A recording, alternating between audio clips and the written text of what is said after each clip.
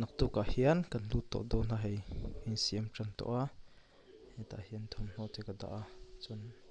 hei ki be ken tu te lekha bu ken tu te chun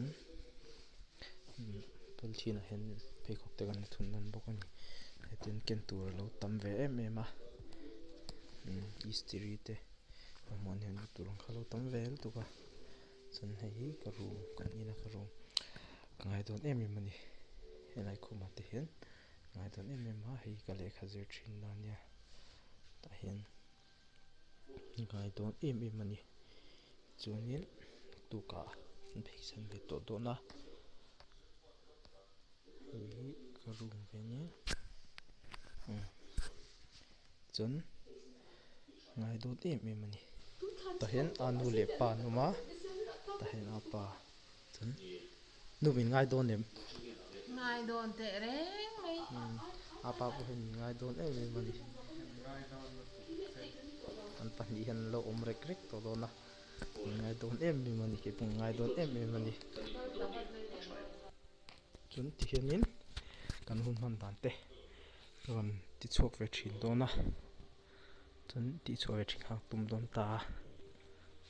hela hin mattress ken tur lo om boka to po ro se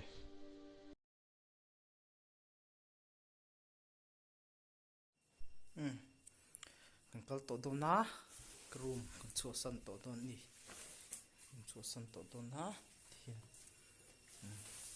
ta hian na ta hian anu boi khop mai khi ta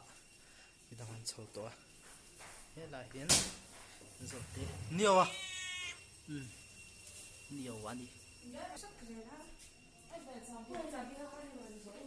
orientation an thla do na kan in chung nok khop mai he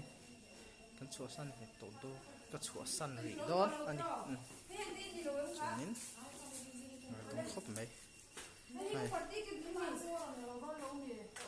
nu hei bye bye lok rồi đấy đi khắp bùi diệt khá hậu hei ăn tên mi lâu thả đòn bốc con đi ăn tên lấy sang puyan số lại son sang puy oma thả bốc đòn đi chuan nín ta hiền nín việc chẳng ăn to thì lên đòn đi giao cho dân đầu thanh to hay cái tên này xong được xe phạt là hoa con đi thanh to cái tên lên đòn đi cá lê lo bye bye luôn đấy cá lê lo bye bye luôn lên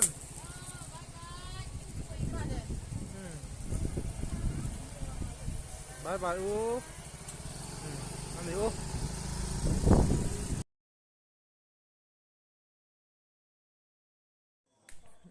con nhìn đem phim video á hay số lại xin sao vậy mà nó bye bye rồi đấy ấy sẽ phải chụp nhé này cái khum thế là hiện chút liền tụt cái bộ còn đang này là ăn được là đòn nè hiện của việc khai việc thà xuống hay cáiนั้นnọc đẽo nữa này cái nhìn ta lụt về ta ăn đi